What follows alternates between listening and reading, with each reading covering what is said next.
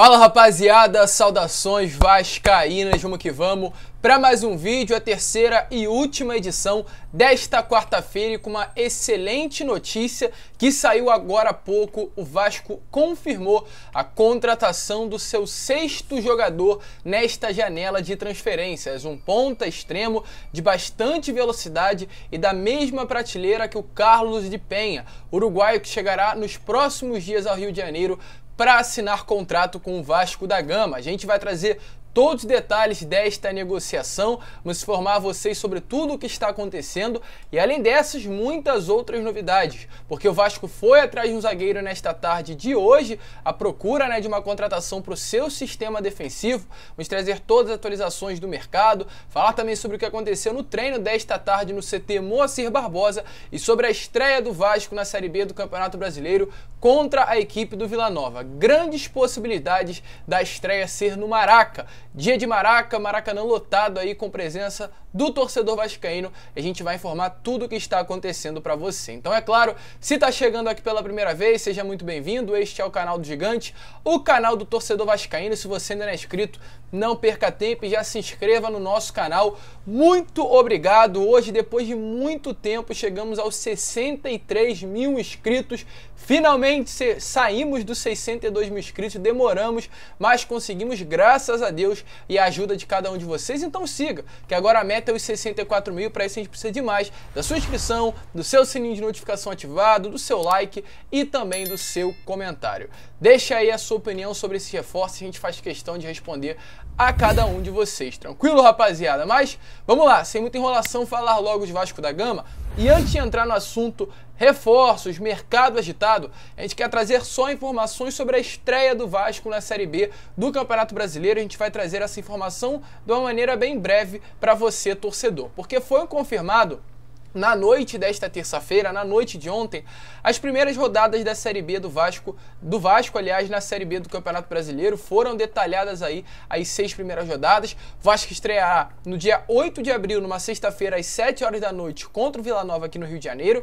A segunda rodada será no dia 16 de abril, num sábado, às 7 horas, contra o CRB em Maceió. Terceira rodada, dia 22 de abril, numa sexta-feira, contra a Chapecoense, às 9h30 da noite, lá na Arena Condá. E a quarta rodada, no dia 27 de abril, na quarta-feira, às 9h30 da noite, contra a Ponte Preta, em São Januário. Porém, ainda temos outras rodadas, mas a gente só vai detalhar essas 4 primeiras. Com relação a essa primeira partida contra o Vila Nova, ainda há uma dúvida de qual será o local da partida. Estava confirmado que seria em São Januário, porém, a pedido do torcedor vascaíno, há grandes possibilidades desse local ser alterado para o Maracanã. O Maraca pode ser sim o palco de estreia para Vasco e Vila Nova, inclusive a partida que irá abrir a Série B do Campeonato Brasileiro na sexta-feira à noite. Com relação às chances, grandes chances disso acontecer. Chances boas, a gente teve notícia agora há pouco, na parte da tarde, que de fato o Vasco só aguarda detalhamento das primeiras rodadas da Série A do Campeonato Brasileiro, porque o Fluminense também estreará no Rio de Janeiro e há grande possibilidade do jogo ser no Maracanã. O Vasco aguarda apenas o detalhamento para saber se o jogo será na sexta-feira, o que são chances aí praticamente remotas de acontecer um jogo da Série A numa sexta-feira à noite. E com isso, caso realmente a partida venha a ser ou no sábado ou no domingo, o Vasco levará essa partida para o Maraca, estreando aí com o público enchendo o nosso Maracanã. Deixe a sua opinião se você acha que é uma boa informação, se você acha que realmente vale a pena levar essa estreia do Vasco na segunda divisão do Campeonato Brasileiro contra o Vila Nova numa sexta-feira às 7 horas da noite pro Maracanã. Deixa aí a sua opinião, a gente faz questão de responder a cada um de vocês. Agora, falar sobre reforços, contratações, porque tivemos aí a confirmação nesta noite de terça-feira, inclusive, a gente deixou esse dia acontecer para apurar mais a fundo, que de fato o Vasco não tem interesse nesse momento por lateral esquerdo. O Vasco conta no seu plantel, no seu elenco com o Riquelme e o Edmar, e irá se manter esses dois atletas pelo menos até junho, que é o período que abrirá a segunda janela de transferências da temporada. Caso tanto o Riquelme quanto o Edmar não venha a dar certo, aí sim o Vasco vai atrás de um jogador para essa posição lá no período entre junho e agosto, na segunda janela de transferência da Série B do Campeonato Brasileiro. Então, com isso, com relação ao Gabriel Rojas, lateral esquerdo aí que vestiu a camisa do Peñarol e atualmente joga pelo São Lourenço, não vem ao Vasco da Gama. Ele de fato teve o seu nome aí colocado na mesa de scout do Gigante da Colina, mas não animou a diretoria e a equipe de análise de mercado a contratação do jogador. Então, com isso, virou as costas e a remota possibilidade que o Vasco tinha de trazer um atleta para a posição foi completamente aí encerrada. O Vasco aguarda agora apenas julho para, caso Riquelme ou Edmar não rendam, trazer algum atleta para a posição. Inclusive, nesta tarde hoje, numa entrevista coletiva que aconteceu lá no CT Moacir Barbosa, o lateral esquerdo Edmar falou sobre essa lateral esquerda. Ele disse o seguinte: o Vasco tem dois grandes laterais esquerdos, eu e o Riquelme. Se tem uma posição que acho que está bem sustentada, é a lateral esquerda. Sou um cara que me alivio sempre após os jogos.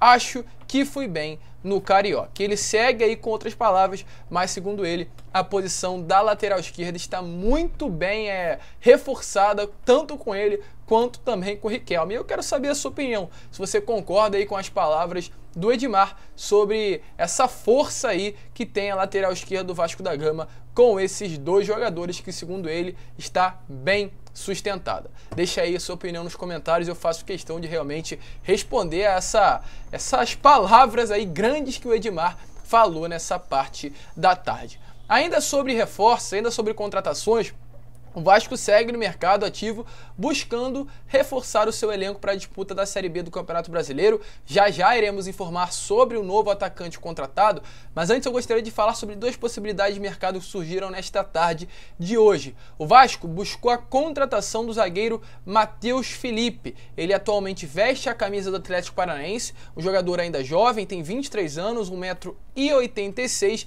e nesta última temporada jogou pelo CSA, sendo inclusive um dos destaques aí da equipe, ao lado do Yuri Lara, do Thiago Rodrigues e também do atacante Yuri Castilho. Foram os 4 principais nomes da equipe de Alagoas. Ele pertencia ao Grêmio Prudente, esteve emprestado ao CSA e nesta temporada foi contratado pelo Atlético Paranaense. Então, de fato, é um bom jogador e apesar de ter sido contratado com certo prestígio, atuou em apenas 5 partidas. Nesta tarde de hoje foi confirmado que o Vasco tentou buscar a sua contratação, foi atrás do jogador, porém a informação que a gente teve é que o Clube Paranaense não quis liberar o atleta. O Atlético Paranaense conta com ele para essa temporada, então devido a isso ele irá permanecer no Atlético Paranaense para o restante de 2022 e automaticamente não fechará com o Vasco da Gama. E o Vasco segue no mercado em busca de um zagueiro para reforçar o elenco, a única posição que o Vasco ainda busca no mercado do futebol. E além do zagueiro Matheus Felipe, outro nome que também surgiu com a possibilidade nessa tarde de hoje foi o Diego Torres, porque oficialmente o CRB anunciou a saída do argentino, jogador de bastante qualidade, que nesta última temporada, vestindo a camisa do mesmo CRB, teve 32 partidas, 31 como titular, 8 gols, 9 assistências e 1,5 de finalizações por jogo. Essa foi a média aí, ótimos números, e foi de fato o grande destaque do CRB. Para quem acompanhou a Série B, sabe muito bem do que eu estou falando. Hoje foi anunciado a saída dele por motivos pessoais do clube de Alagoas, e após isso, claro, o nome dele começou a circular dentro do Vasco, até porque ele foi muito especulado no meio para o final do ano passado. O Vasco tentou contratar o atleta, ele esteve muito perto de fechar, porém no finalzinho das negociações, quando ele realmente ia assinar com o Vasco da Gama, ele acabou preferindo ficar em Alagoas por motivos pessoais. E após essa informação da sua saída do CRB, o empresário dele foi contatado e perguntado sobre uma possível proposta,